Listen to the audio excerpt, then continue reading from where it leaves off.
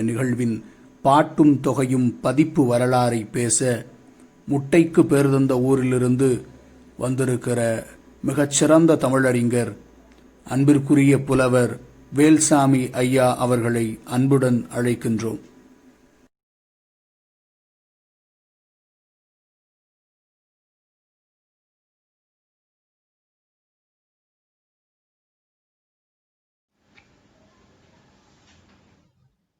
முசிறி அறிஞர் அண்ணா கலைக்கல்லூரி தமிழ் ஆய்வுத்துறையும் முசிறி தமிழ்ச்சங்கமும் இணைந்து தமிழ் ஆய்வுத்துறை பேராசிரியர் சிவகுமாராலும் முசிறி தமிழ்ச்சங்க நித்யானந்தம் அவர்களாலும் செயல்படுத்தப்படுகின்ற இணைய வழியிலான மேற்கணக்கு நூல்களை பற்றிய சொற்பொழிவில்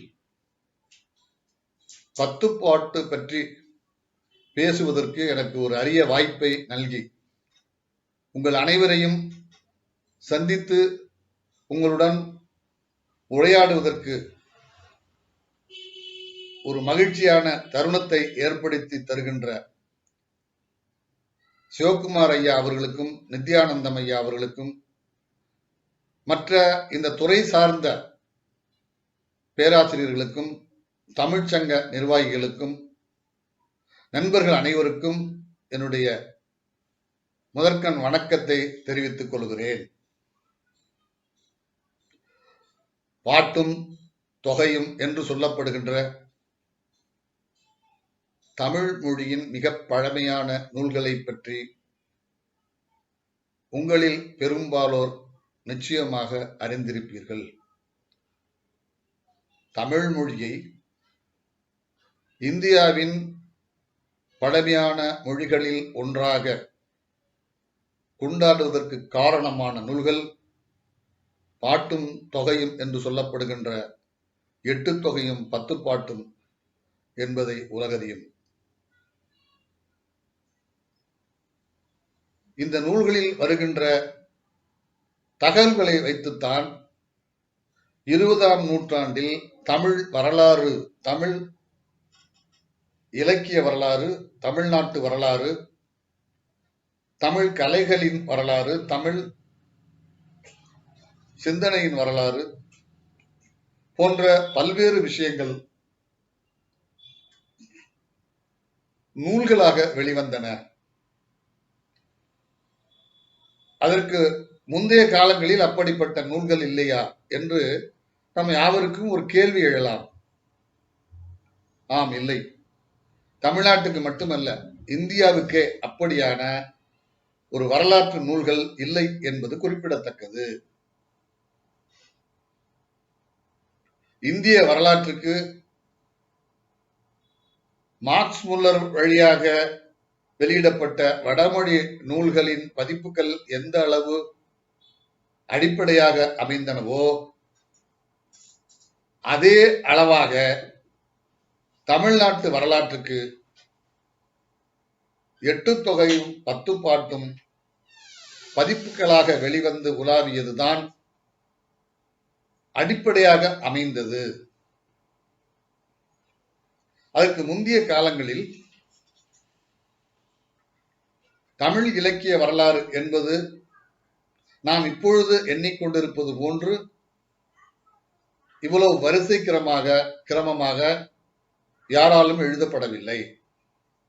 ஏனென்றால் நம்முடைய வரலாறு என்பது புராணங்களை அடிப்படையாக கொண்டுதான் சொல்லப்பட்டதே தவிர வரலாற்று நிகழ்வுகளை அடிப்படையாக கொண்டு சொல்லப்பட்ட வரலாறு அல்ல. நான் எல்லா இடங்களையும் குறிப்பிடுவேன். என்னுடைய பேச்சில் பல இடங்களில் சொல்லியிருக்கிறேன். இந்தியாவின் புகழ்பெற்ற தஞ்சாவூர் பெரிய கோயிலை கட்டிய ராஜராஜ சோழனை 1907 வரை தமிழர்களுக்கோ இந்தியர்களுக்கோ தெரியாது. அந்த கோயிலை ராஜராஜ சோழன் தான் கட்டியது என்பது தெரியாது. உங்களுக்கெல்லாம் புகழ் சேர்க்கின்ற இந்த கோயிலை கட்டிய மன்னனின் பெயர் ராஜராஜ சோழன். இங்குள்ள எழுத்துக்கள் எல்லாம் தமிழ் எழுத்துக்கள். அந்த எழுத்துக்களில் இந்த ராஜராஜ சோழன் இந்த கோவிலை கட்டிய வரலாறு, அவருடைய ஆட்சியின் வரலாறு, அவன் நாட்டினுடைய எல்லை பரப்பு, அவருடைய நிர்வாகம் போன்ற பல விஷயங்களை அந்த மன்னன் பெருமையாக இவற்றை எழுதி வச்சிருக்கிறார் என்று சொன்னது ஹுல்ஸ் என்ற ஆங்கிலேய ஆராய்ச்சியார் என்பதை நாம் கவனிக்க வேண்டும். இப்படியான பல விஷயங்களை பற்றி நம்மால் பேச முடியும். எந்த ஒரு வரலாற்று செய்தியும் 20ஆம் நூற்றாண்டுக்கு முன் தமிழில் முறையாக பதிவு செய்யப்பட்டு வரவில்லை. அப்படியான பதிவுகளை நமக்கு உருவாக்கி கொடுத்தவர்கள் ஆங்கிலேய அரசாங்கத்தை சேர்ந்தவர்களும் பாதிரிமார்களும் என்பது மிகவும் கவனத்தில் கொள்ள வேண்டிய ஒரு விஷயம். அந்த வகையில் அவர்களுடைய தூண்டுதலினால் தமிழின் பழைய இலக்கியங்கள் தமிழ் மக்கள் மத்தியில் அச்சிட்டு வெளிப்படுத்தப்படுகின்ற ஒரு சூழ்நிலை உருவாக்கப்பட்டது. தமிழ் மக்கள் இந்த நூல்களை 19ஆம் நூற்றாண்டில் மறந்து விட்டார்கள் என்பதை ஊவேசாவின் என் சரித்திரம், ஆறுமுக நாவலரின் சரித்திரம், மற்ற பல்வேறு விதமான அறிஞர்களின் அக்காலத்தில் வாழ்ந்த அறிஞர்களின் குறிப்புகள் போன்றதற்கின் வழியாக நம்மால் அறிந்து கொள்ள முடியும். ஏனென்றால் அந்த காலத்தில் புலவர் மரபில் வந்த குடும்பத்தைச் சேர்ந்த இளைஞர்கள் எல்லாம் கிழக்கிந்திய கம்பெனியிலும் பிற்காலங்களில் ஆங்கில அரசாங்கத்திலும் ஆங்கிலம் கற்று அதிகாரிகளாக சென்று விட்டதனால் பழைய இலக்கியங்கள் படிப்பார் இன்றி பரணையில் தூங்க ஆரம்பித்தன, பிற்காலத்தில் இறக்க ஆரம்பித்தன. அப்படி இறந்த நூல்களில் வளையாபதியும் ஒன்று. வளையாபதியை ஊவேசா பார்த்திருக்கிறார், ஆறுமுகநாளர் வெளியிடுகிறேன் என்று சொல்லியிருக்கிறார். எலிஸ் போன்றவர்கள் வளையாபதி பாடல்களையே மேற்கோளாக காட்டியிருக்கிறார்கள். ஆனால் அந்த நூல் இப்பொழுது நம்மிடம் இல்லை. இது ஒரு தனியாக பேச வேண்டிய விஷயம். தமிழ் மக்கள் தங்களுடைய இலக்கியங்களை தங்களை அறியாமலேயே கொன்று விட்டார்கள், கொன்றுவிட முயற்சி செய்தார்கள். அந்த முயற்சியிலிருந்து மீட்டெடுக்கும் பணியாக பல நூல்கள் அச்சிடப்பட்டன. அந்த அச்சிட்ட வரலாறு என்பது தனியாக ஆராயப்படும். அது அவற்றுள் 10 பாட்டு அச்சிடப்பட்டது மிகவும் குறிப்பிடத்தகுந்த ஒரு விஷயமாக கருதப்பட வேண்டும். ஏனென்றால் 10 பாட்டும் புறநானூறும் சிலப்பதிகாரமும் அச்சில் வந்த பிறகுதான் தமிழர்கள் தங்களுக்கென்று ஒரு வரலாறு இருக்கின்றது, தங்களுக்கென்று கலைகள் இருந்திருக்கின்றன, தங்களுக்கென்று ஒரு அடையாளம் இருந்திருக்கிறது. தங்களுடைய மன்னர்கள் வட இந்தியா வரை படையெடுத்து வெற்றி பெற்றவர்கள், தங்களுடைய முன்னோர்கள் உலகின் எல்லா சமூகத்தினரிடமும் வணிகத்தின் வழியாக பெரிய அளவில் பெயர் பெற்று இருந்த மனிதர்கள்.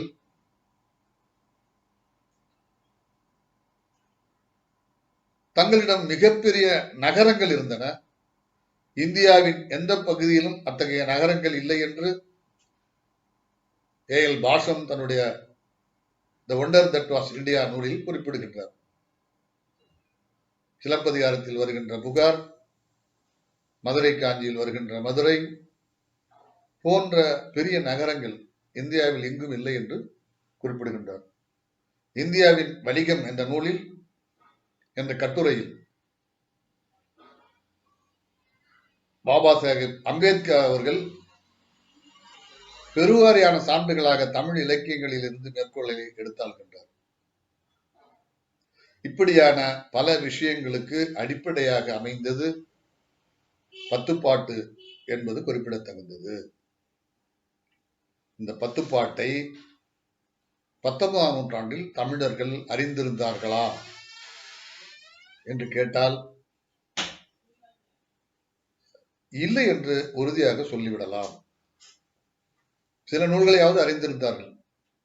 சிலப்பதிகாரத்தை சிலப்பதிகாரம் என்றாவது சொன்னார்கள். புறநானூறு பற்றி ஏதோ ஒரு இருவருக்கு தெரியும். தொல்காப்பியம் பற்றி ஓரளவு எழுத்தும் சொல்லும் பற்றி பலரும் அறிந்திருந்தார்கள். பொருளதிகாரம் பற்றி ஒரே ஒருவருக்கு தான் தெரியுமாம், அவர் பேர் வரதப்ப முதலியார் என்று. சிவை தாமோதரம் பிள்ளை கூறுகின்றார்.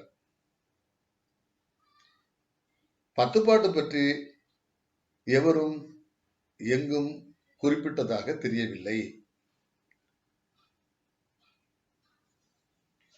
உவே சாமிநாதையர் முதலாக மிக பெரிய நூலாக வெளியிட்ட சீவக சிந்தாமணியில், சீவக சிந்தாமணி உரையில் நச்சினார்க்கினியர் எழுதியுள்ள குறிப்புகளை கொண்டு பத்துப்பாட்டு என்ற ஒரு நூல் இருப்பதாக அறிகின்றார். நச்சினார்க்கினியர் பத்துப்பாட்டுக்கும் உரை எழுதியிருக்கின்றார். சீவக சிந்தாமணி உரை மட்டும் அல்ல, பத்துப்பாட்டு உரை மட்டுமல்ல, கலித்தொகைக்கும் நச்சினார்க்கினியர் உரை எழுதியிருக்கின்றார். தொல்காப்பியம் எழுத்ததிகாரம், சொல்லதிகாரம், பொருளதிகாரம் 5 இயல்களுக்கு எழுதியிருக்கின்றார்.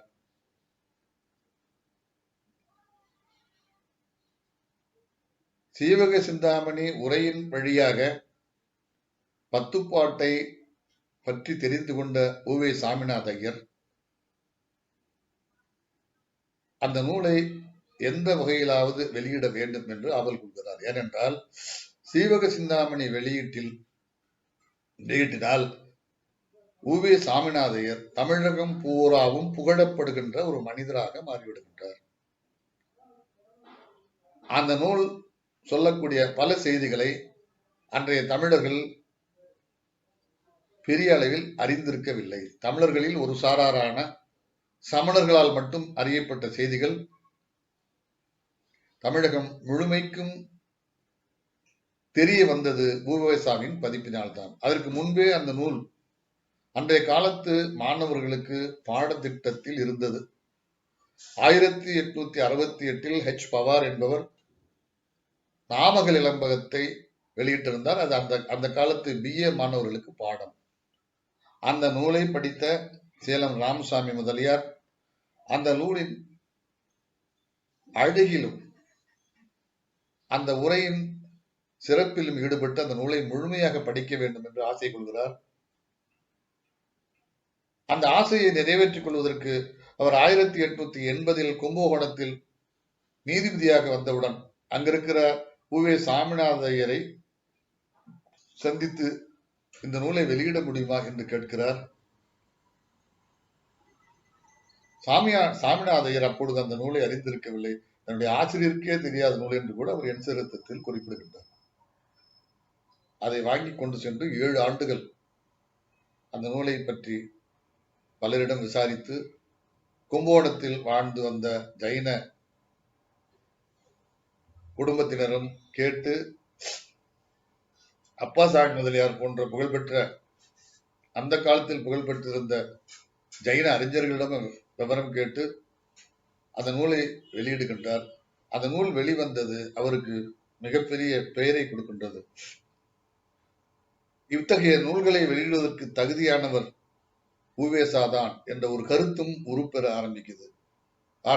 அந்த கருத்தின் அடிப்படையில் பத்துப்பாட்டை வெளியிடுவது என்பது மிக தேவையான ஒன்றாக உவேசாவுக்கும் படுகிறது, உவேசா நண்பர்களுக்கும் படுகிறது.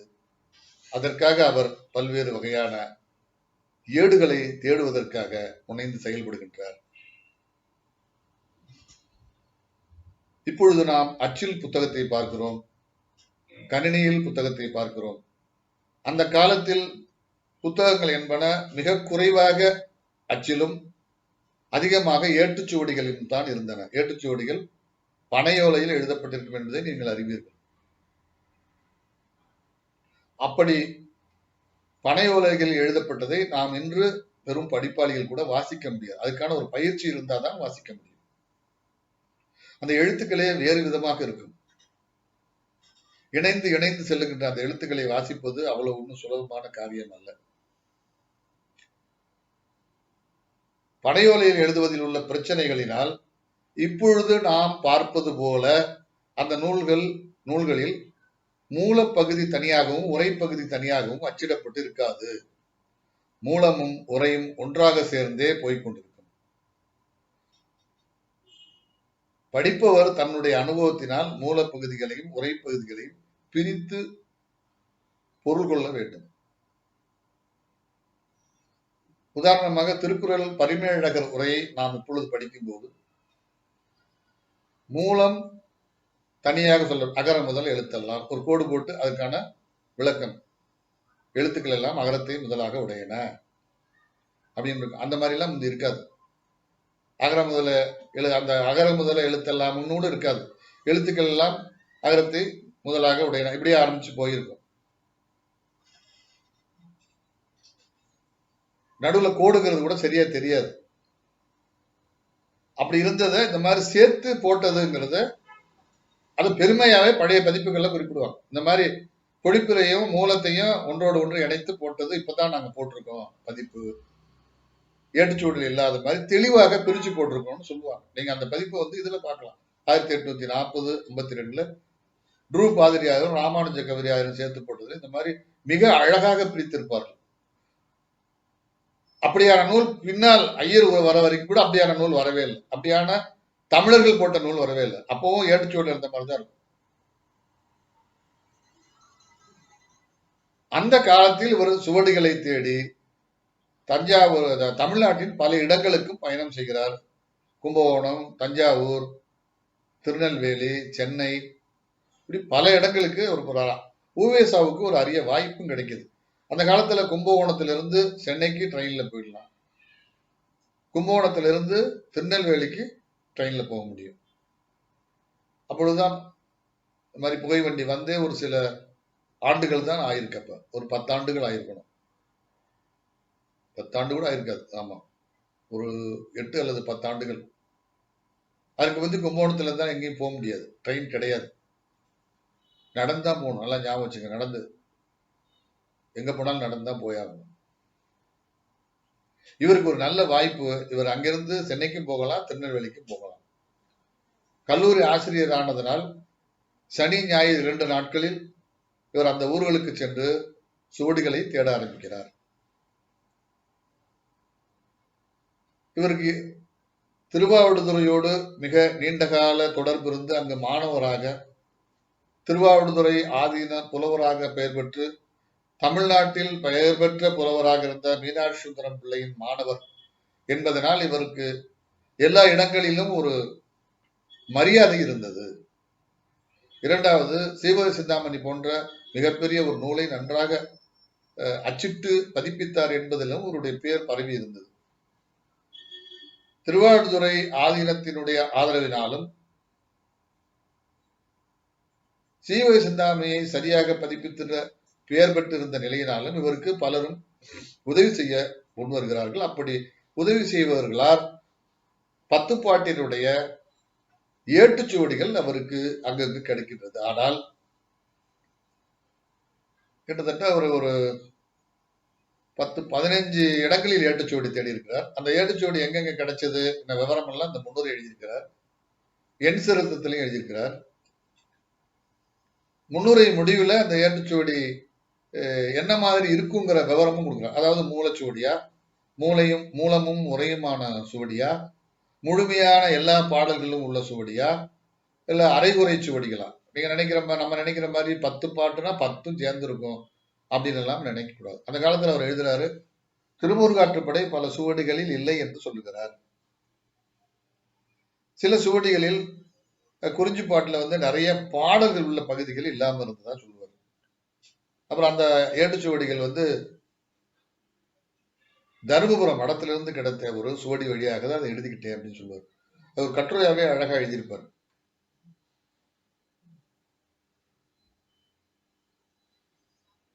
அப்பொழுது இவருக்கு முதல் பதிப்பு போடுவதற்காக இவர் தேடிய சுவடிகளில் மூலம் உள்ள சுவடி எதுவுமே கிடைக்கவில்லை. இவர் மூலமும் உரையும் கலந்து கிடந்த அந்த பகுதிகளிலிருந்து தன்னுடைய கல்விக்கும் அனுபவத்திற்கும் ஏற்ப அந்த மூலப்பகுதிகளை தனியாக எழுதி கொள்கிறார். அச்சிடுகின்ற தருணத்தில் திருமுருகாற்றுப்படைக்கும் சிறுபான்ஆற்றுப்படைக்கும் மட்டும் மூலம் கிடைத்ததாக சொல்லுகின்றார். கிடைத்த மூலத்தை வெற்றி ஒப்பிட்டு பார்த்தது சரியாக இருந்ததாக சொல்கிறார். முதல் பதிப்பு வெளியிருந்து விடுகிறது, கிட்டத்தட்ட 500 பக்கங்கள்.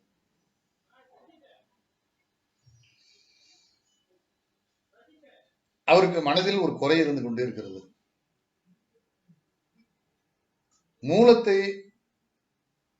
மூலச்சுவடிகளை நாம் பார்க்காமல் இந்த நூலை வெளியிட்டு விட்டோமே என்ற குறை இருந்தது அவருக்கு. அந்த குறையை தீர்த்து கொள்ள வேண்டிய அவருடைய உள்ளத்திலே இருந்தது. அவரிடம் இருந்த ஒரு மிகச்சிறந்த பழக்கம் தொடர்ந்து தன்னுடைய பதிப்புகளை பற்றி சிந்திப்பதும், அது சார்ந்த செய்திகளை தொகுப்பதும், அந்த தொகுப்புகளை எப்படி பேணி பாதுகாத்து வைப்பது என்ற விஞ்ஞான முறையை மற்றவர்களிருந்து கற்றுக்கொண்டு அதனை செயல்படுத்தியது. அவருடைய நூல்களில் மிக மிக சிறப்பானது பிற்காலத்தில் சொல்லகராதிகள் இருக்கும், பொருளகராதிகள் இருக்கும், ஆசிரியருடைய வரலாறு இருக்கும், உரையாசிரியருடைய வரலாறு இருக்கும், நூலில் உள்ள ஊர்களை பற்றிய குறிப்புகள் இருக்கும், நூலில் இடம்பெறுகின்ற வள்ளல்களை பற்றிய குறிப்புகள் இருக்கும், நூலில் இடம்பெறுகின்ற சில குறிப்பிடத்தக்க அதிசய செய்திகளை பற்றிய குறிப்புகளும் இருக்கும். என்ன அதிசய செய்திகள்? நடுவில் ஒரு சின்ன கூடுதல் செய்தியை நான் சேர்க்கிறது. புறநானூறு 166வது பாடல். கவுனியன் மின்னந்தாயனை ஆலந்தூர் கிழார் பாடியது என்று குறிப்பிடப்பட்டிருக்கும். அந்த பாடல் ஒரு பார்ப்பனர் வேள்விகள் செய்கிறார். அந்த வேள்வியில் ஆறாக நெய் ஓடுகின்றது என்ற செய்திகளுடன் கவுனியன் மின்னந்தாயனை ஆலந்தூர் கிழார் பாடியது என்ற அடிக்குறிப்பு இருக்கும். அந்த நூலின் அடிக்குறிப்பில் ஊவேசா எழுதுகிறார், இப்படியான வேத வேள்விகள் செய்ய வேண்டும் என்றால் ஒரே ஒரு மனைவியை மட்டும் திருமணம் செய்து கொண்டு உள்ளவனால் அது செய்ய முடியாது. அதற்கு நம்முடைய மரபு இடம் கொடுக்காது. 2, 3, 4 மனைவிகளை திருமணம் செய்திருந்தால் தான் இந்த வேள்விகளை செய்ய முடியும் என்ற அடிக்குறிப்பை அதில் தருகிறார். இப்படியான பல்வேறு விதமான அடிக்குறிப்புகளை எல்லா நூலிலும் தருவார்கள். இப்படி இது அவருடைய நூல்கள்ல பாத்தீங்கன்னா ஏகப்பட்ட செய்திகள் பாடல்களுக்கு கீழே அடிக்குறிப்புகளாகவும், உரைகளுக்கு கீழே அடிக்குறிப்புகளாகவும், சொற்களை தொகுக்கும் இடங்களில் சொற்களை பற்றிய குறிப்புகளாகவும், சொற்களுக்கான பொருளை எழுதும் போது அதை பற்றிய குறிப்புகளாகவும், இதெல்லாம் பிரிபடவில்லை என்றால் இடவிளங்கா மேற்கோள் என்று தனியாக சில 1 பக்கம் 2 பக்கங்களாகவும், இதற்கு மேல் வரலாற்று ஆசிரியர்கள் யாராவது குறிப்பிட்டிருக்கிற கல்வெட்டு செய்திகள், பட்டய செய்திகள் இருந்தால் அதுவும் தனியாகவும், இப்படியாக பல்வேறு விதமான குறிப்புகள் இருக்கும். அந்த எந்த குறிப்பும் இந்த முதல் பதிப்பில் இருக்காது.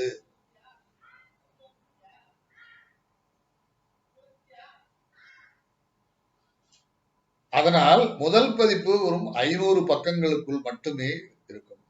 அவருடைய 2ஆம் பதிப்பில் நான் சொல்லுகின்ற அத்தனை குறிப்புகளும் இணைந்து அந்த நூல் வளர்ந்துவிடும். கிட்டத்தட்ட 800 பக்கங்களுக்கு மேல் வரும். அடுத்த பதிப்பு கிட்டத்தட்ட முதல் பதிப்பிலிருந்து 500 பக்கங்களுக்கு கூடுதலாக போய் 1000 பக்கங்களை கடந்துவிடும். அந்த அடுத்த பதிப்பு தான் இப்பொழுது நமக்கு மீண்டும் மீண்டும் மறுபதிப்பாக வந்து கொண்டிருக்கிறது என்பதை நாம் கவனத்தில் கொள்ள வேண்டும். இந்த 3ஆம் பதிப்பு என்பது 1931 வந்தது. இன்று போடுகின்ற மறுபதிப்புகளும் அந்த 1931 உள்ள பதிப்பை அப்படியே படம் எடுத்தது போல் இருக்கும். 3ஆம் பதிப்பில் 100வது பக்கம், இன்று 10ஆம் பதிப்பு இருந்தால் அதுலேயே 100வது பக்கமா இருக்குது. என்னவோ அதே தான் செய்தியா இருக்கும். இந்த 1000 பதிப்புகள்ல உள்ள மிக முக்கியமான விஷயம் என்னன்னா, தன்னுடைய 3ஆம் பதிப்பு போலவே அடுத்தடுத்த பதிப்புகளை வெளியிட வேண்டும் என்று அவர் தன்னுடைய வாரிசுதாரர்களிடம் சொல்லியிருப்பார் போல இருக்கிறது. அதனால் கூடுதல் செய்திகளாக இருந்த முன் பின் இணைப்புகளாக சேர்த்துக்கொண்டு நூல் என்பது அவருடைய 3ஆம் பதிப்பை அடியொற்றியதாக இருக்கு. அதனால் பெருவாரியான நூல்களில் 3ஆம் பதிப்பின் முன்னுரை நிச்சயமாக இடம்பெற்றிருக்கும். ஏன்னா சில நூல்கள் 3ஆம் பதிப்பு வரல. இதனுடைய 2ஆம் பதிப்பு என்பது 1918 வந்தது. 2ஆம் பதிப்பு நாம் சொன்ன அவ்வளவு தகவல்களையும் உள்ளடக்கி வளர்ந்து நிற்கும்.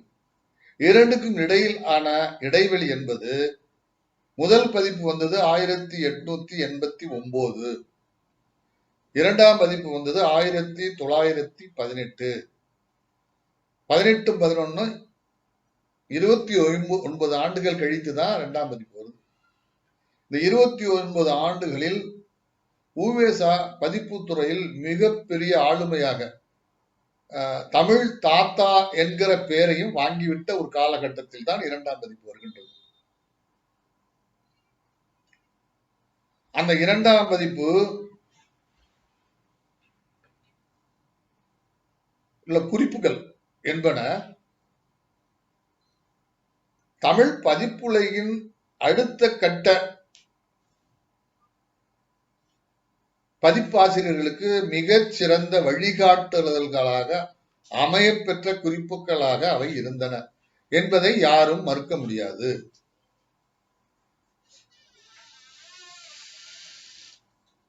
இந்த குறிப்புகளின் அடிப்படையில் பத்துப்பாட்டை ஆராய்வது என்பது மிகவும் பிற்காலத்தில் தான் நடைமுறைக்கு வந்தது. இப்படியான ஆராய்ச்சிகளுக்கும் வழிவகுத்து கொடுத்தவர் உவேசாதா என்பதை நாம் கவனத்தில் கொள்ள வேண்டும். உவேசா பத்துப்பாட்டை வெளியிட்ட அந்த காலத்திலிருந்து அதனுடைய ஒவ்வொரு பகுதியும் அந்த காலத்து கல்லூரி மாணவர்களுக்கு பாடமாக வைக்கப்பட்டது. அப்படி பாடமாக வைக்கப்பட்ட பகுதிகளுக்கு உவேசா எளிய முறையில் உரை எழுதியிருக்கிறார் என்பது அதைவிட மிக முக்கியமான விஷயம். நச்சினார்க்கினியர் உரை கடினமாக இருக்கும் பகுதிகளை பிரித்து இவர் உரை எழுதுவார். பல எளிமையான அடிக்குறிப்புகளை மாணவர்களுக்கு புரியும்படியாக விளக்கி எழுதியிருப்பார். தன்னுடைய மூல நூலில் எந்த விதமான திருத்தங்கள் செய்ய இடம் கொடுக்காத உவேசா பாட புத்தகங்களில் பல்வேறு இடங்களில் திருத்தங்களை செய்திருப்பார். ஏன் என்பதை அதனுடைய முன்னுரையில் எழுதியிருப்பார். அவருடைய நூல்கள் 30க்கு மேற்பட்ட அந்த காலகட்டத்தில் பாடத்திட்டத்தில் இடம்பெற்றது. பத்துப்பாட்டு மட்டுமல்ல, பத்துப்பாட்டு, புறநானூற்றின் பல பகுதிகள், சிலப்பதிகாரத்தின் பல பகுதிகள், புறப்பொருள் வெண்பா மாலை, இப்படியான பல நூல்கள் அந்த காலகட்டத்தில் மாணவர்களுக்கு பாடப்பகுதியாக இருந்தன. அந்த காலகட்டத்தில் மட்டுமல்ல, அதற்கு முன்னும் ஆங்கில அரசாங்கமும் பாதிரிமார்களும் பாடத்திட்டத்தில் வைத்து அடுத்த தலைமுறைக்கு இந்த நூல்களை அறிமுகப்படுத்துகின்ற ஒரு அற்புதமான வேலையை செய்து வந்தார்கள்.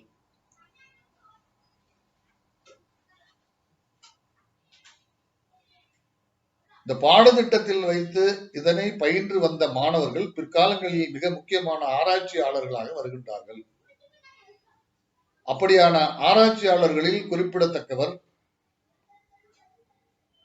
1800 ஆண்டுகளுக்கு முற்பட்ட தமிழகம் என்ற நூலை ஆங்கிலத்தில் எழுதின கனகசபை பிள்ளை என்பவர். 1800 ஆண்டுகளுக்கு முற்பட்ட தமிழகம் என்ற நூல் ஆங்கிலத்தில் எழுதப்பட்ட கட்டுரை தொகுதி நூலாக வெளிவந்தது. 1900 ஒட்டி வந்தது. தமிழகம் பற்றி எழுதப்பட்ட முதல் வரலாற்று நூல் அதுதான் என்பது குறிப்பிடத்தக்கது. அந்த நூல் உருவாவதற்கு காரணமாக தரவுகளை கொடுத்த பதிப்பு என்பது பத்துப்பாட்டும் சிலப்பதிகாரமும் என்பதை அந்நூலை படிக்கின்ற எல்லோரும் எளிதில் உணர்ந்து கொள்வார்கள். இதே காலத்தை ஒட்டி தஞ்சை சீனிவாசம் பிள்ளை என்பவர் தமிழ் இலக்கிய வரலாறு பாகம் 1, தமிழ் இலக்கிய வரலாறு பாகம் 2 என்ற நூல்களை எழுதுகின்றார். இந்த நூல்களை எழுதுவதற்கும் அடிப்படையாக அமைந்தது ஊவேசாவால் வெளியிடப்பட்ட நூல்கள் தான் என்பதை நாம் கவனத்தில் கொள்ள வேண்டும். இந்த நூல்கள் வருவதற்கு முன் எப்படி நாட்டு வரலாற்று நூல்கள் இல்லையோ அதே போன்று இலக்கிய வரலாற்று நூல்களும் இல்லை என்பது குறிப்பிடத்தக்கது. தஞ்சை சீனிவாசன் பிள்ளை வழக்கறிஞராக பணிபுரிந்தவர். ஊவேசாக்கு வேலை கும்பகோணம் கல்லூரியில் பேராசிரியர் வேலை வாங்கி கொடுத்த தியாகராஜ செட்டியாரின் தலைசிறந்த மாணவர் தஞ்சை சீனிவாசன் பிள்ளை. தன்னுடைய நூல்கள் இரண்டையும் தியாகராஜ செட்டியாருக்கு அவர் சமர்ப்பணம் செய்திருப்பார். அந்த தியாகராஜ செட்டியார் தான் சிலப்பதிகாரத்தின் ஒரு பகுதியை பாடமாக நடத்தும் போது இந்திர விழா ஊரெடுத்த காது என்பதை அதன் நூலின் உள்ள அழுத்தமான செய்திகள் தனக்கு புலப்படாதனால் இந்திர இழவு ஊரெடுத்த காது என்று சொன்னவர் என்பதை நாம் கவனத்தில் கொள்ள வேண்டும். இதை சொல்பவர் ஊவேசா. இத்தகைய தன்மையில் தமிழக வரலாற்றின் பல பகுதிகளை உள்ளடக்கி இருந்த இந்த நூல் பிற்காலங்களில் பல்வேறு விதமான ஆராய்ச்சியாளர்களுக்கு மிகப்பெரிய வரலாற்று காட்சியை திறந்து விட்டது என்பதை நாம் பிற்காலத்தில் வெளிவந்த பல நூல்களை வைத்து தெரிந்து கொள்கிறோம். குறிப்பிடத்தகுந்தது தேப்பு மீனாட்சி சுந்தரனாரின் பத்துப்பாட்டு இலக்கிய வரலாறு, மா ராசமாணிக்கம் பிள்ளையின் பத்துப்பாட்டு ஆராய்ச்சி, தமிழ் இலக்கிய வரலாறு சங்ககாலம்,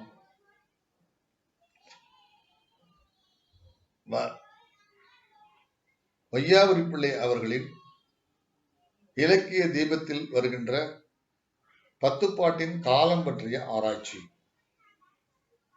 இந்த நூல்களை தமிழக வரலாற்றின் சென்ற காலங்களை கணிப்பதற்கான அடிப்படையான ஆய்வுகளை மேற்கொண்ட நூல்கள் என்று சொல்லலாம். தமிழக வரலாறு என்பது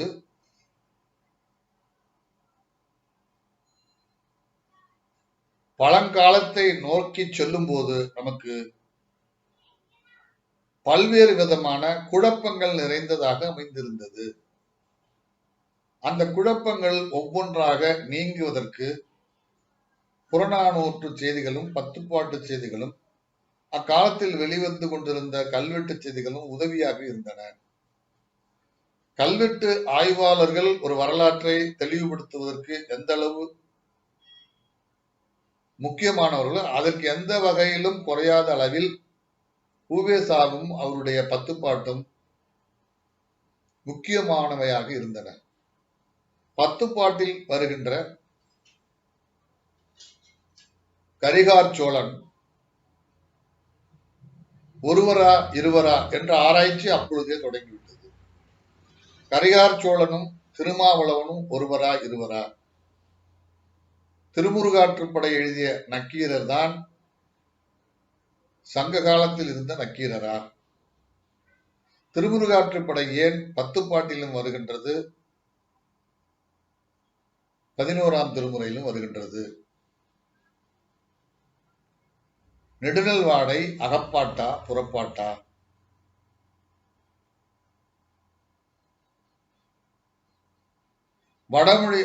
வட இந்திய அரசனுக்கு தமிழ் அறிவுறுத்தியதாக கபிலர் பாடுகின்ற குறிஞ்சிப்பாட்டு தமிழின் அகமரபுகளை எந்த வகையில் வெளிப்படுத்துகின்றது? அந்த காலகட்டத்தில் போர்க்களங்களில் பெண்களும் வேலை பார்த்தார்கள் என்பதை முல்லைப்பாட்டின் வழியாக நப்பூதனார் நமக்கு விளக்குகின்றார். அந்த காலகட்டத்தில் வீடு கட்டுவதற்கு மனையடி சாஸ்திரம் வகுத்திருந்தார்கள் அந்த அடிப்படையில் பாண்டியனுடைய அரண்மனை கட்டப்பட்டிருந்தது என்பதை நெடுநல்வாடை சொல்லுகின்றது. மிகப்பெரிய ஏற்றுமதி இறக்குமதி வணிகம் இரவென்று பாராமல் பகலென்று பாராமல் நடந்து கொண்டிருந்தது. இன்றைய மிகப்பெரிய நகரங்களில் இரவு நேரங்கள் எப்படி பகல் போல் இருக்கின்றதோ அதே போல பட்டினப்பாலையின்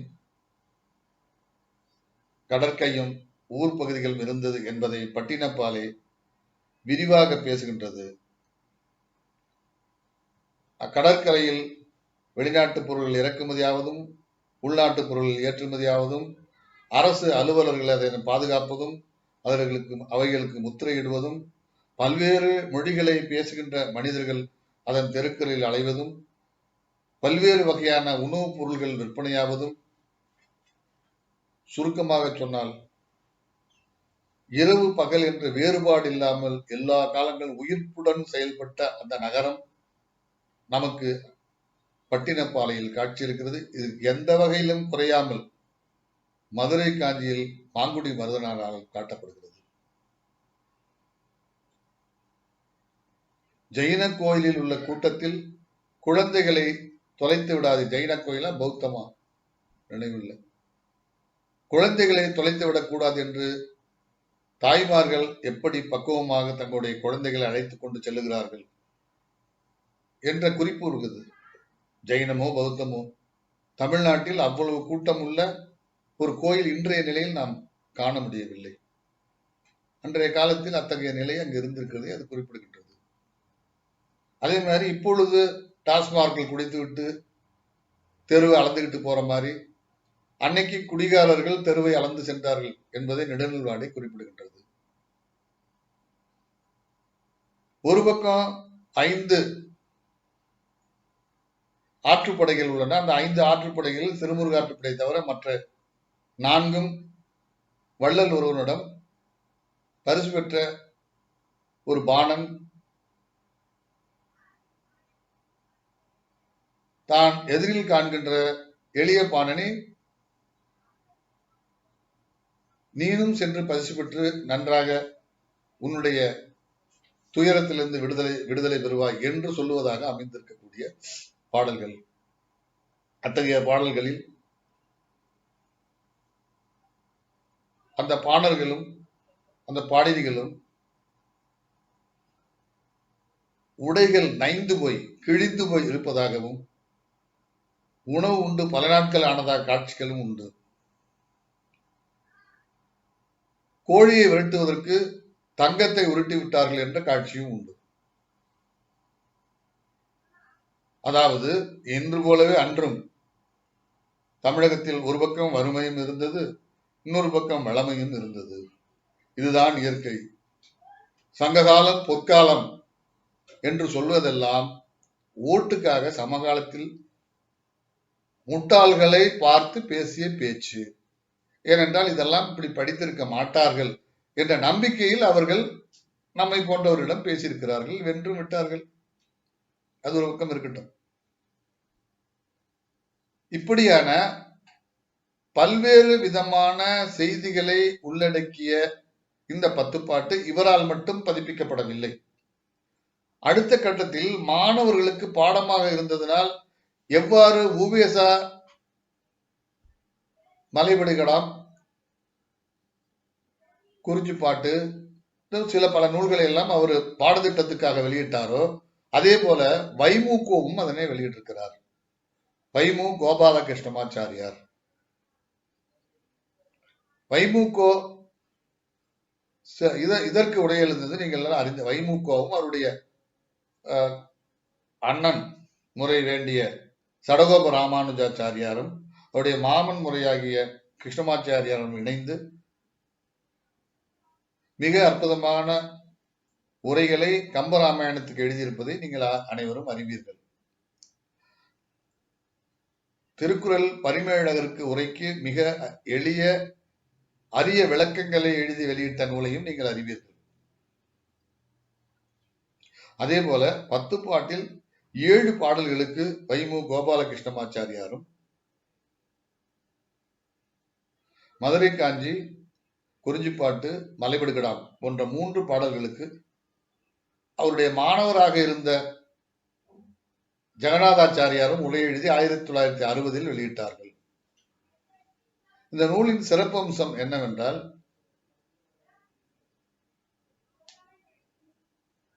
நச்சினார்க்கினியர் உரையை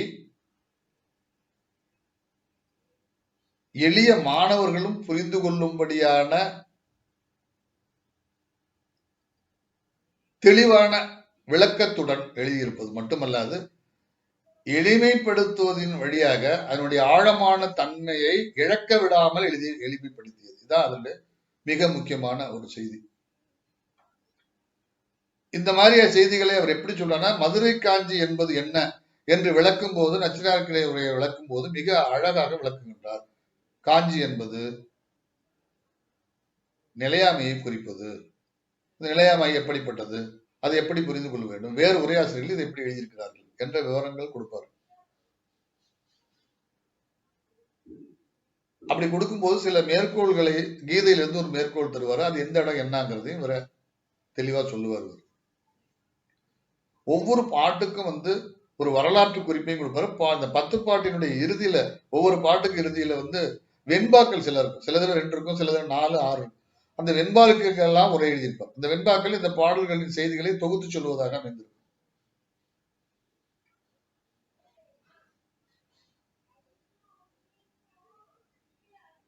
ஒரு காலகட்டத்தில் 10 பாட்டை மிக எளிமையாக படிக்க வேண்டும் என்றால், அன்றைய மாணவர்கள் விரும்பி வாங்கிய நூலாக வைமுகோ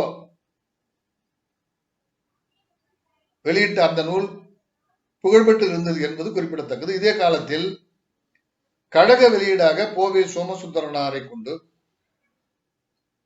தனித்தனியாக 10 பாட்டு வெளிவந்தது. 1956, 55, 56 இந்த காலகட்டங்கள்.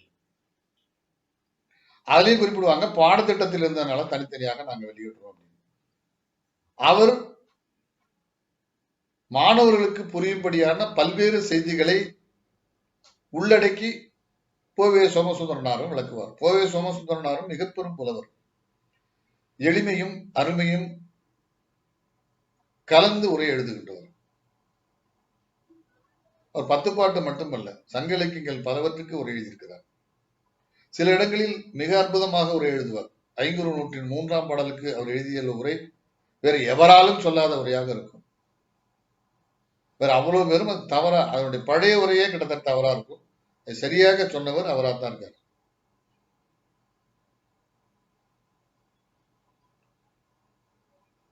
அவருடைய குறிப்புகளை கவனமாக நாம் வாசித்துக் கொண்டு சென்றால், தமிழ் இலக்கிய வரலாற்றின் காலகட்டங்களையும் மிக தெளிவாக புரிந்து கொள்ளக்கூடிய பல குறிப்புகளை கொடுப்பார்.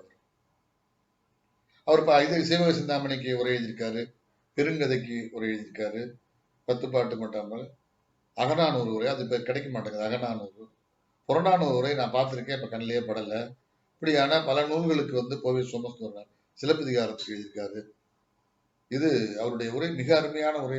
இது நம்ம நீலகேசிக்கு எழுதின உரை ரொம்ப அருமை. ஏன்னா நீலகேசிக்கான பழைய உரை நம்ம யாரும் படிக்க முடியாது. எப்படி இருக்கும்னா, அது கிரந்த எழுத்துல இருக்கும். நீலகேசி ஒரு சமண நூல், 5 காப்பியங்களில் ஒன்றாக நீங்க கேள்விப்பட்டிருப்பீங்க. சமய திவாகர முனிவர் என்ற ஒரு மிக பெரும் அறிஞரால் அந்த உரை எழுதப்பட்டிருக்கு. வைணவ திவ்ய பிரபந்தம் போன்ற நூல்களுக்கு எப்படி வடமொழி கலந்து மணிப்புரவாள நடையில் அந்த உரை இருக்குமோ, அதே போன்றுதான் ஜைனர்களான இந்த நூல் நீலகேசிக்கும் உரை இருக்கு. அந்த நூல் முதலாக 1936 மிக பெரும் ஜெயின அறிஞராக இருந்த சக்கரவர்த்தி நயினாரால் வெளியிடப்பட்டது. அந்த நூலை மறுபடியும் தமிழ் பல்கலைக்கழகம் வெளியிட்டார்கள். அதனை நாம் படிக்க வேண்டும் என்றால் போவே சோமசுந்தரனார் உரை வழியாகத்தான் படிக்க முடியும். அப்பொழுதுதான் பல விஷயம் நமக்கு விளங்கும். முன்னுரையிலேயே சில அரிய விஷயங்கள்லாம் இருப்பது. இந்தியாவின் புகழ்பெற்ற தர்க்கவியலாளரான நியாயபிந்துவினுடைய ஒரு நியாயபிந்து நூலிலிருந்து ஒரு மேற்கோள் பாடலே அதில் இருக்கு. தர்மகீர்த்தியின் நியாயம் இருந்தது. எனக்கு தெரிந்து இப்படி ஒரு காப்பியத்தில் அதன் உரையில் இந்த மாதிரி வடமொழி மேற்கோள் பார்ப்பது என்பது இதுதான். அதே போல இதுல இருந்து மேற்கோள், பகவத்கீதையிலிருந்து மேற்கோள்கள் இப்படி எல்லாம் பார்க்கறது. இது மாதிரி பல நூல்களை பற்றிய குறிப்புகள் அதுல அந்த உரையில போகும். அந்த உரையை நம்ம படிக்கணும்னா கோவை சோமசுந்தரனாரை வச்சுதான் படிக்க முடியும்.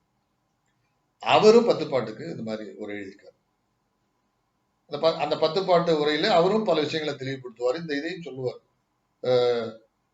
கரிகாலன் வரலாறு, திருமாவளவன் வரலாறு, இந்த கரிகாலன் திருமாவளவன் பூவிலே இருக்கக்கூடிய தொண்டமான் இளந்தரையன், அதுல உள்ள குழப்பங்களை பற்றிய வரலாறுகள், பெரும்பானாற்று படையில் வருகின்ற பல்வேறு பிரச்சனைகள், சிறுபான்ற்று படையில் வருகின்ற அந்த வழிகளை பற்றிய செய்திகள், இப்படியான பல செய்திகள் அதில்.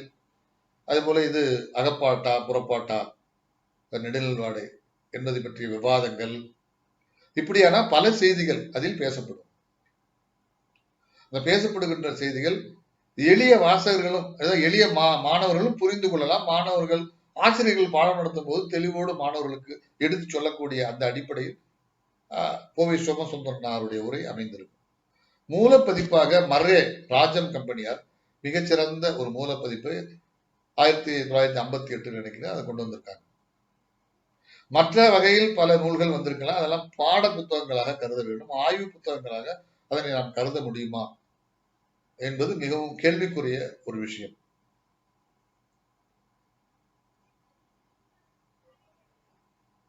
இப்படியாக 10 பாட்டு தகவல்களோடு சேர்த்திய பல சுவையான தகவல்களை என் சரித்திரம் நூலில் 10 பாட்டு பதிப்பு தொடக்கம் என்ற பகுதியிலிருந்து உவே சாமிநாதையர் எழுதி கொண்ட பகுதிகளில் நாம் எல்லாம் நிறைய பகுதிகளை நம்ம பார்க்க முடியும். இதுல எது நல்ல சுவடிகள்லாம் எங்கெங்க கிடைச்சது, யாராரு எந்தெந்த ஊர்ல நல்ல சுவடிகள் இருந்தது போன்ற விஷயங்கள் பூரா அதெல்லாம் குறிப்பிடுவார். சுவையாவே இருக்கும். அது மாதிரி இதுல விட்டு போன ஏட்டுச்சுவடிகள் எங்க, ஏடு இலைகள், ஒரு ஏடை காண போயிடும், அதை தேடுறது போறது வந்தது, இது மாதிரி பலது அவருடைய உரைநடை நூல்களையும் பலதில் குறிப்பிடுறாரு. இது மாதிரி ஒரு பாடத்திட்ட நூல்களில் சில அரிய செய்திகளை குறிப்பிடுகின்றார். இப்படி 10 பாட்டு என்பது தமிழின் அடையாளமான ஒரு நூல் மட்டும் அல்லாது தமிழ் ஆராய்ச்சிக்கு ஊற்றுக்கண்ணாக உள்ள பல செய்திகளை உள்ளடக்கியதாகவும், தமிழ் பதிப்பு என்பது எப்படி காலப்போக்கில் வளர்ச்சி அடைந்தது, மாற்றம் அடைந்தது என்பதை புரிந்து கொள்வதற்கான வழிகாட்டி நூலாகவும்,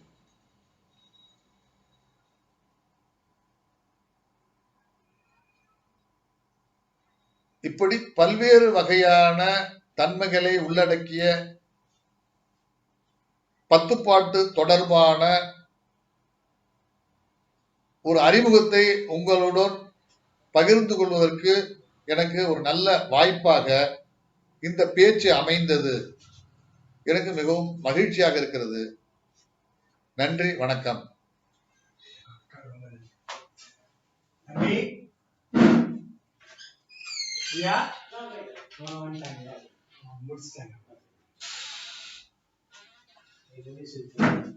எத்தனை மணி நேரம் ஓடி இருக்கு? 48 நிமிஷம். உவேசாவை புரிந்து கொள்வதற்கும் தமிழ் பதிப்பு பற்றிய வரலாற்றை புரிந்து கொள்வதற்கும் 10 பாட்டு என்பது எப்படி ஒரு கலங்கரை விளக்கமாக இருக்கின்றதோ, அந்த வெளிச்சத்தில் மற்ற நூல்களையும் நாம் பார்ப்பது மிகவும் பயனுடையதாக இருக்கும். அவற்றுள் அடுத்ததாக ஐயர் 1892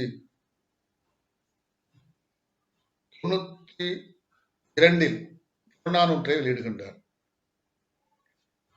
கிட்டத்தட்ட 10 பாட்டும் புறநானூறும் ஒத்த வகையில் ஒத்த பண்புடையன என்பதை நாம் பல்வேறு வகையான ஆய்வுகளின் வழியாக புரிந்து கொள்கிறோம். குறிப்பாக 10 பாட்டு, புறநானூறு, பதிற்று 10 இந்த 3 நூல்களும் தமிழகத்தை ஆட்சி செய்த மன்னர்களை பற்றிய தகவல்களை தொகுத்து தருகின்ற நூல்களாக உள்ளன.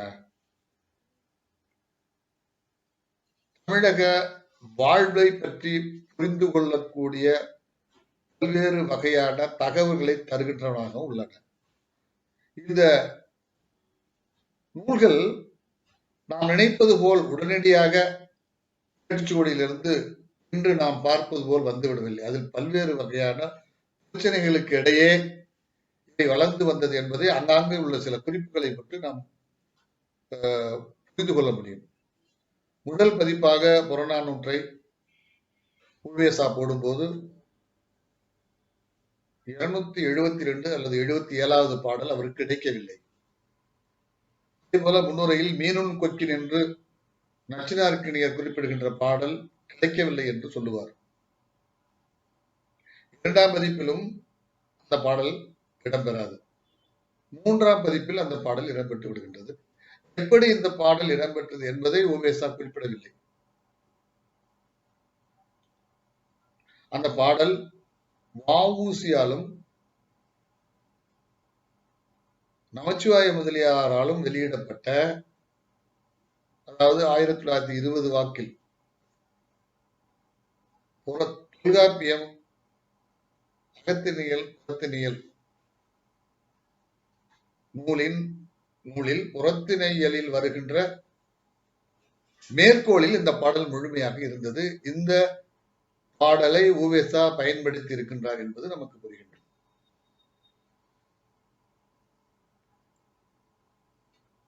அடுத்து வரக்கூடிய முக்கியமான நூல் ஐங்குறுநூறு 1903, 10 1905, இறுதியாக ஐயர் வெளியிட்ட நூல் பரிபாடல் 1918. பரிபாடல் வெளியிடும் போது பரிபாடலினுடைய உரையாசிரியர் யார் என்பது உவேசாவுக்கு தெரியவில்லை. பரிபாடலின் உரையாசிரியர் பரிமேழகர் தான் என்பதை ராகவியங்கார் எழுதிய கட்டுரை வழியாக புரிந்து கொள்கிறார். ராகவியங்காருக்கு இந்த செய்தி எப்படி கிடைத்தது என்றால், திருக்குறள் நுண்பொருள் மாலை என்ற நூல் 16ஆம் நூற்றாண்டில் இயற்றப்பட்டதாக தெரிகிறது. ஆரிரத்ன கவிராயர் என்ற பெரும் புலவரால் எழுதப்பட்ட அந்த நூலில் திருக்குறளுக்கு பரிமேழகர் எழுதியிருக்கிற இலக்கண குறிப்புகளின் நுட்பங்களை விளக்குவதாக அமைந்தது. அந்த நூலில் பரிபாடலுக்கு பரிமேழகர் உரை எழுதியிருக்கிறார் என்ற குறிப்பு வருகின்றது. அதனை வைத்து அந்த செய்தி கிடைக்கப்படும். இதுபோக 1916 2 நூல்கள் வெளிவருகின்றன. நற்றிணை, குறுந்தொகை. நாராயணசாமி ஐயர் என்பவர் பெரும் புலவர். அவரை பற்றி சொல்லுவார்கள், சங்க இலக்கிய பாடல்கள் அத்துணையும் அவருக்கு மனப்பாடம் என்று சொல்லுவார்கள். உவேசாவுடன் சேர்ந்தும் பணியாற்றியவர். குறுந்தொகையை வெளியிட்டவர் கௌரி பெருமாள் அரங்கனார் என்ற பெரும் புலவர். பெரும் இடைகளுடன் நூல் வெளிவரும். காலங்களில் ராகவியங்கார், உவேசா போன்றவர்கள் மீண்டும் குறுந்தொகையை போடுவார்கள். இப்பொழுது குறுந்தொகைக்கு தமிழ் பல்கலைக்கழகம் பேராசிரியர் சண்முகம் பிள்ளையை வைத்து வெளியிட்ட ஒரு அரிய பதிப்பு வந்துள்ளது. அது மிகச்சிறந்த பதிப்பு. இதுவரை வந்த குறுந்தொகை பதிப்புகளில் மிகச் சிறப்பானது தமிழ் பல்கலைக்கழகம் வெளியிட்ட பேராசிரியர் சண்முகம் பிள்ளையின் நூல் என்பது குறிப்பிடத்தக்கது.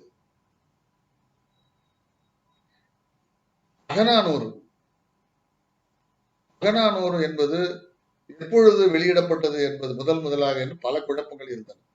1903-5 அதை வெளியிடுவதாக ராகவியங்கார் அறிவித்திருந்தார். ஆனால் வரவில்லை. 1918 ராஜகோபால் ஐயங்கார் என்பவர் வெளியிட்டதாக குறிப்பு இருந்தது, கிடைக்காமல் இருந்தது. இப்பொழுது 1918 வந்த அந்த நூல் இணையத்தில் கிடைக்கின்றது. 1923 அந்த நூலின் முதல் பகுதி அகநானூறு 3 பகுதிகளாக கலிற்றியானை, மணிமடை பவளம், நித்திலக்கோவை 3 பகுதிகளால் ஆனது. கலிற்றியானை 120 பாட்டு, மணிமடை பவளம் 120 300, நித்திலக்கோவை 300 400. இதெல்லாம் உங்களுக்கு தெரியும். 90 பாடல்களுக்கு பழைய உரை என்று ஒன்று இருந்தது. அதுபோக 80 பாடல்களுக்கு தானே உரை எழுதி ராஜகோபால் ஐயங்கார் என்பவர் அந்த நூலை வெளியிட்டார். அந்த வெளியீட்டுக்கு ராகவியங்கார் எந்த அளவு உதவி செய்தார் என்பதை மிக விரிவாக முன்னுரையில் குறிப்பிடுகின்றார். 5-6 முறை மீண்டும் மீண்டும் பதிப்பிக்கப்பட்டது. 1933 முழுமையாகவும் வெளிவந்தது. 90 பாடல்களுக்கு பழைய உரை, அதிலிருந்து 170 வரைக்கும் பதிப்பாசிரியர்களுடைய உரை, அதுக்கப்புறம் எந்த உரையும் இல்லாமல் வந்தது. பிற்காலங்களில் குழந்தை கவியரசு அவர்களும் வெங்கடாச்சலம் குழந்தை கவியரசு வெங்கடாச்சலம் அவர்களும்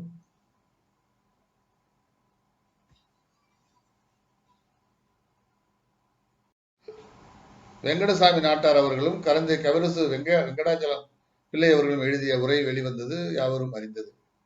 இப்பொழுது ஒரு 220 ஆண்டுகளுக்கு முன் உவேசா தொகுத்து வைத்த குறிப்புகளுடன் ஒரு 3 பாகங்களாக அந்த நூல் வெளியிடப்பட்டுள்ளது. இந்த நூல்களில்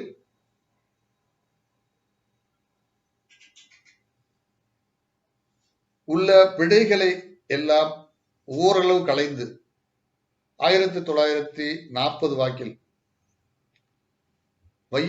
வையாபுரி பிள்ளை அவர்களால் பாட்டும் தொகையும் என்ற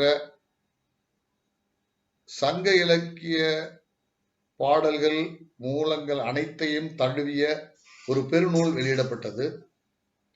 அந்த நூலில் அதுவரை இருந்த பாட பேதங்களை தெளிவுபடுத்தி சரி செய்து ஒரு அருமையான முன்னுரையும் அந்த குறிப்புகளுடன் கூடிய மூலங்களும் உள்ளதாக அந்த நூல் வெளியிடப்பட்டுள்ளது. குறிப்பாக புறநானூறு 34வது பாட்டில் பிற்பிற என்பதை பிற என்று மட்டும் அச்சிட்டுள்ளார்கள். உண்மையில் பிற்பிற என்பதுதான் சரி என்பதை அதன் பழைய உரையை வைத்து பேராசிரியர் திருத்துவார். இப்படியான பல திருத்தங்கள்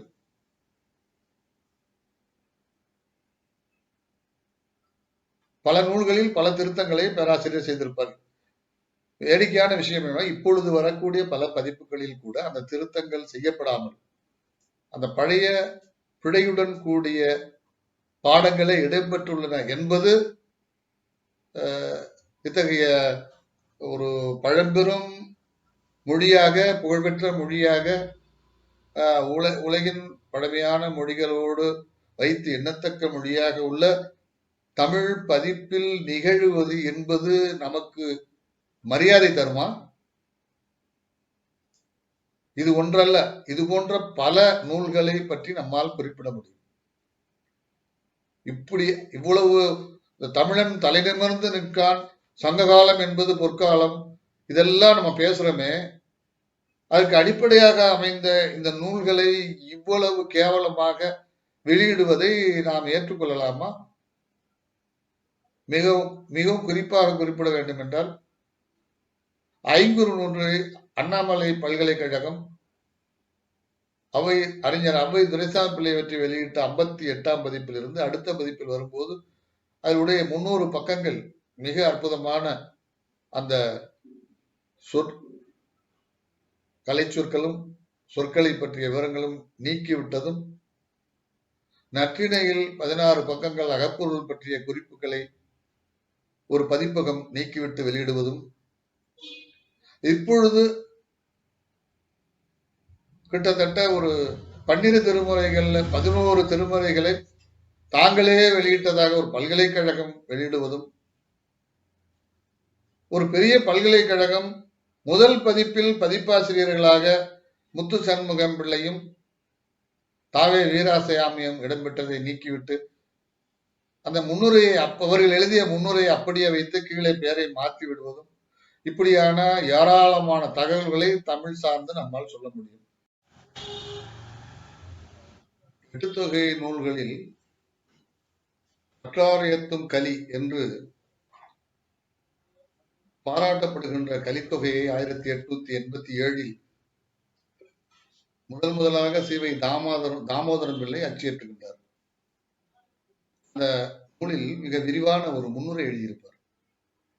அந்த நூல் செலவுக்கான தொகையை மதுரை அடுத்த ஒரு ஜமீன்தார் போடைய நாய்க்கிறான், அவர் 500 ரூபாய் கொடுத்து முன்பணமா கொடுத்து மீதி எல்லாம் உண்மையாக தருகிறேன் என்று சொல்லிட்டாரு. அதை வச்சுதான் நான் போடுறேன்னு சொன்னாரு. பின்னால் அவர் கொடுத்துட்டாரு.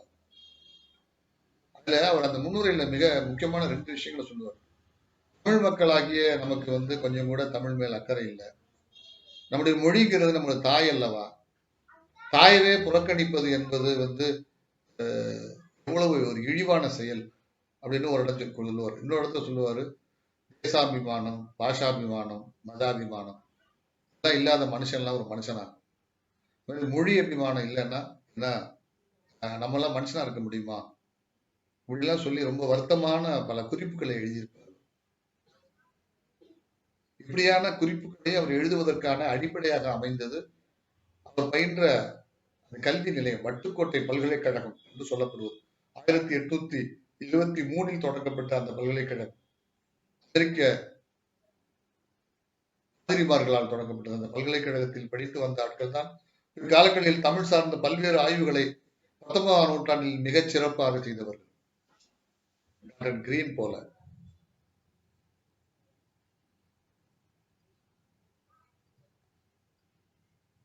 தமிழ் இலக்கியத்தில் கலித்தொகைக்கு ஒரு வித்தியாசமான இடம் உண்டு. பதிவாடலுக்கும் கலித்தொகை இசையமைப்புடன் கூடிய பாடல்கள். இந்த நூலுக்கு நச்சினாருக்கு நேர் உரை எழுதியிருக்கிறார். இதே நூலை 1925 இவை அனந்தராமையர் தன்னுடைய குறிப்புகளுடன் 3 பாகமாக வெளியிட்டுள்ளார். அந்த குறிப்புகள் பல்வேறு விதமான செய்திகள் மலிந்து கிடக்கும். மிக அற்புதமான பதிப்பு. உவே சாமிநாதையர் பதிப்பை விஞ்சிய பதிப்பு என்று சொல்லலாம். பல ஆச்சரியப்படத்தக்க குறிப்புகளை அவர் கொடுத்திருப்பார். 2 குறிப்புகளை சொல்லுகிறேன். நச்சினாருக்கு நேர் உரையில் நன்றே என்ற குறுந்தொகையும் அது என்ற குறிப்பு ஒன்று உள்ளது. அந்த நன்றே என்ற குறுந்தொகை இன்றைய உள்ள பதிப்புகளில் எதுவுமே இல்லை. குறுந்தொகையே இன்னைக்கு 401 இருக்கும். 400 தான் 401 இருக்கும். நன்றே என்ற குறுந்தொகையின் நச்சினாருக்கு நேர் குறிப்பிடுறது இல்லை. என்ன அர்த்தம்? நம்ம தொகுத்து வச்சிருக்கிறதுல ஒரு குறிப்பிட்ட அளவு புறநானூற்றில் உள்ள எல்லாமே புறநானூற்று பாடல்கள் தான் நம்ம நினைச்சுக்கிறோம். குறுந்தொகையில உள்ள எல்லாமே குறுந்தொகை பாடல் என்று நம்ம நினைச்சுக்கிறோம். எல்லாமே அப்படித்தான் இருக்கணும்னு அவசியம் இல்லை. விட்டு போனதே இருக்குது அப்படிங்கிறதுக்கு ஒரு நல்ல அடையாளம். அதுபோல் மற்ற குறிப்புகளில் என்னன்னா, பிள்ளையார் என்பது முருகனை குறித்தது என்று குறிப்பிடுவார். பிள்ளையார் என்றால் விநாயகனை குறிப்பதாகத்தான் நாம் இப்பொழுது நாம் எல்லோரும் நம்பிக்கொண்டிருக்கிறோம். தமிழ் மரபில் பிள்ளையார் என்று குறிப்பிடப்பட்ட இடங்கள் பூரா முருகனை குறிப்பிடுவதாக நச்சினாருக்கு நேரை மேற்கோள் காட்டி இவை அனந்தராமையர் எழுதுகின்றார். உண்மை. 7ஆம் நூற்றாண்டில் தான் விநாயகர் தமிழ்நாட்டில் வணக்கத்துக்கு உரியவராக மாற்றப்படுகிறார். சங்க காலத்தில் இருந்தே முருகன் வழிபாடு உண்டு. இக்குறிப்புகளின் அடிப்படையில் பார்க்கும்போது முருகன் மூத்தவராகவும் பிள்ளையார் இளையவராகவும் இருக்கிறார்கள் இல்லையா? இதுல போன்ற பல ஆச்சரியமான சிந்தனைகளும் நமக்கு உருவாவதை தவிர்க்க முடியாது. அந்த நூல் இப்பொழுது தமிழ் பல்கலைக்கழகத்தால் மறுபதிப்பு வெளியிடப்பட்டுள்ளது. அந்த நூலை தமிழ் ஆய்வாளர்கள் அனைவரும் பார்க்க வேண்டும். படிக்கிறாங்களோ இல்லையோ பார்க்கணும். ஒரு ஆய்வை, ஒரு பதிப்பை எப்படி செய்யலாம், எவ்வளவு செய்திகளை 4000க்கும் மேற்பட்ட அடிக்குறிப்புகள் கொடுக்கிறார். எப்படி செய்யலாம் என்பதற்கு மிகச்சிறந்த உதாரணமாக அந்த நூல் அச்சிடப்பட்டுள்ளது. வழக்கம்போல் தமிழ் மக்கள் வைத்தா சொன்னது போல 19ஆம் நூற்றாண்டில் சொன்னதை 20ஆம் நூற்றாண்டில் கடைபிடித்து 21ஆம் நூற்றாண்டிலும் அதன்படி நாம் தமிழ் நூல்களை புறக்கணித்து விடுகிறோமோ என்ற ஒரு சந்தேகம் வரும் நிலையில் நாம் வாழ்ந்து கொண்டிருக்கோம். வைத்தா சொல்லுவாரு, உங்களுக்கு உங்க தாயை கண்டு இந்த மாதிரி தாயை புறக்கணிக்கிறீங்கன்னு வருத்தம் இல்லையா அப்படின்னு சொன்னார் இல்லையா? திருப்பி நம்ம அப்படியே சொல்ற மாதிரி ஒரு நிலைமையில ஒரு நூற்றாண்டு 140 ஆண்டுகள் கழிச்சு நான் அதே நிலையில் நம்ம இருக்கமே. கொஞ்சம் நம்ம எல்லாம் யோசிச்சு பார்க்கலாமா இல்லையா? கொஞ்சம் நீங்க எல்லாம் யோசிப்பீங்கன்னு நினைக்கிறேன். எப்படியோ ஒரு காலத்துல தமிழை சொல்லி வயிறு வளர்த்துட்டு ஓடிவிட்டாங்க. இன்னைக்கு நம்ம அப்படி இருக்கிறது ரொம்ப நியாயமா? சிந்திச்சு பாருங்க. அப்படியே ஒரு தடவை விட்டுட்டா திரும்ப நம்ம பிடிக்க முடியுமான்னு தெரியல. இன்று போவோம், நாளைக்கு எவ்வளவு பேர் வருவாங்க. 2000 ஆண்டுகளாக உடன் தொடர்ந்து நமக்கு ஒரு பெருமையை சேர்த்து உலக அளவுல நமக்கு தான் தொழில் ரீதியா நம்ம பெரிய ஆளுன்னு கிடையாது. வேற எந்தரையும் கிடையாது. நமக்குள்ள ஒரே பெருமை சாதி ரீதியா அடிச்சுக்கிட்டு இருக்கோங்கிறது தான்.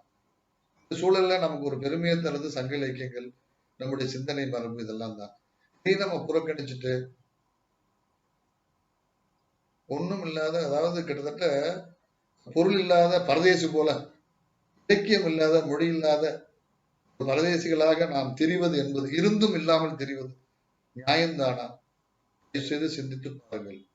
இவ்வளவு பேராசிரியர்களும் தமிழ் மாணவர்களும் நிறைந்துள்ள தமிழகத்தில் தமிழ் வாழ்க வாழ்க என்று சொல்லி நாம் தமிழை ஒழித்துக் கொண்டுள்ள இந்த செயலை செய்வது நியாயம்தானா என்பதை நீங்கள் எல்லாம் சிந்திப்பீர்கள் என்று நான் நம்புகிறேன்.